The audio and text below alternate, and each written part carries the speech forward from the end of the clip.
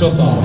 Var olun. Nigar xanım, Fəqan müəllim, eləcə də Asif müəllim başda olmaqla gözəl ansamblın hər birinə ayrı-ayrıqda dərin təşəkkürümü bildirirəm. Gözəl tərəkkabımız Rövşən müəllim. Çox sağ olun.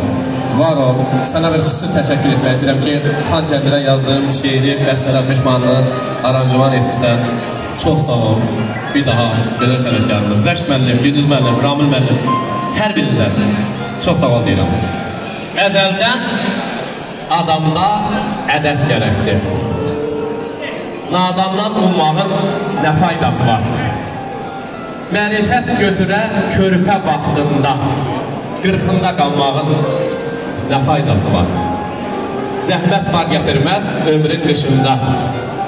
Gənc ikən cəm elə elmi başında. Telli sazı öyrənib 80 yaşında. Görunda çalmağın nə faydası var? Atanı, ananı sev sağlığında. Gəzdir başın üstə dur qulluğunda. Son anda yetişib can yatağında. Hay-həşir salmağın nə faydası var?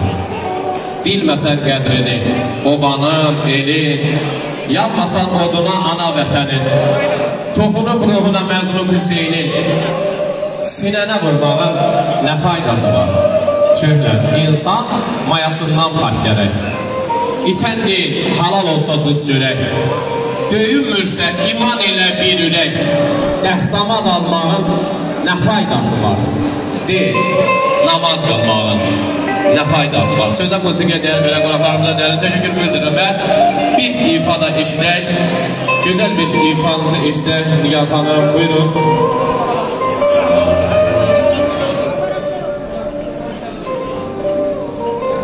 Hə.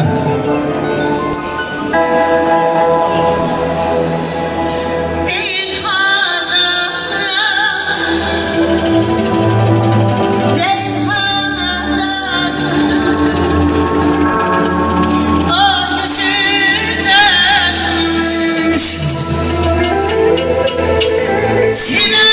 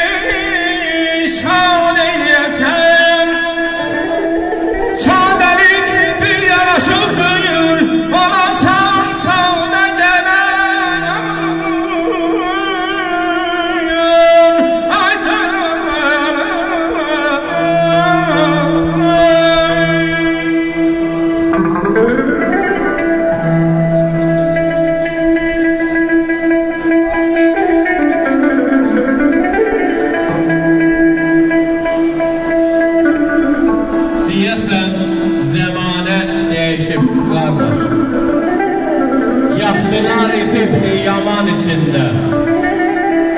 Ədalət dönübdür sapsız iyniyə, axtarıb tapıram saman içində. Dalğıya lağ edir xırda ləpələr, aqilət dəf verir qanmaz körpələr. Dağar işğənd edib cılız təpələr, zirvələr etibdir duman içində. Cimşid talihinin ulduzu sönüb, insanlıq solub zəmanə çönüb. Bətaqlıq böyüyüb ümmana dönüb, oğunu bölürəm ümman içində.